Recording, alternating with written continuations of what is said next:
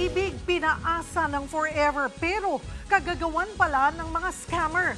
Ganyan na ang modus na sa sinalakay na pugad ng love scam sa Makati. At gumagamit sila ng mukha ng mga magagandang babae na gawa ng artificial intelligence o ng AI. Huwag magpabudol lalo na ngayong magba-Valentine's Day. Tandaan, hindi lahat ng sweet, legit.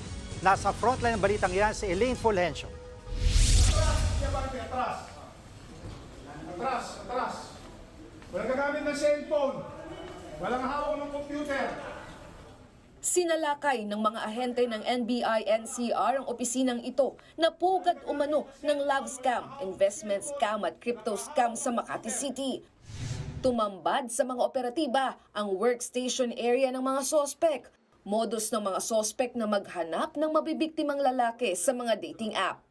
Tumambad pa ang scripts ng mga umano'y customer service representative. Pag-amin ng isang empleyado, pinapaibig, pinapaasa ng forever, tsaka nila aaloking mag-invest sa isang bogus na kumpanya ang mga biktima.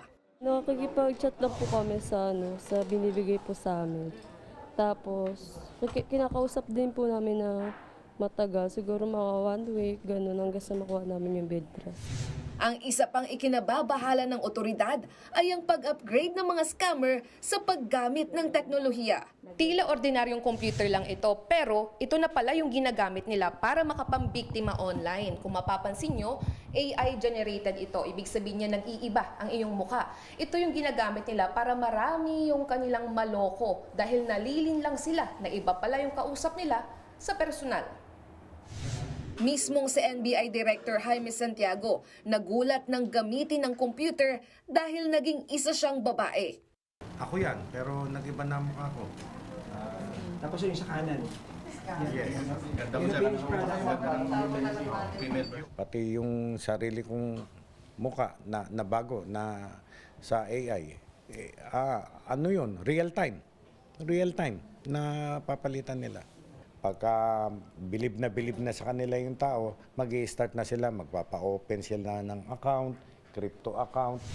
Ayon sa NBI, posibleng konektado sa Pogo ang mga namamahala sa mga ganitong iligal na aktibidad. Mga dayuhan daw ang madalas na binibiktima. This is a bit complicated kasi nag-migrate na yung operations nito. This is the first level of the operations.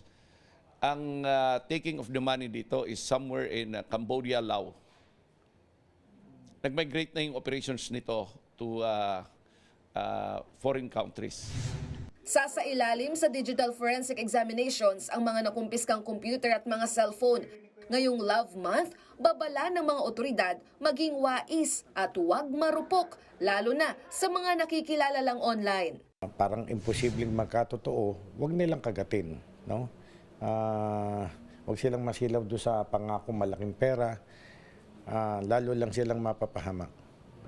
Higit 100 Pilipino at isang Chinese na umano'y supervisor doon ang inaresto.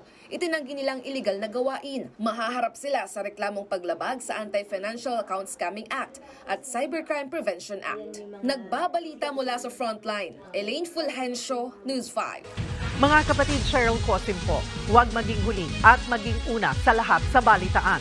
Para sa tuloy-tuloy na talakayang sa Frontline, mag-follow at mag-subscribe sa social media pages ng News 5.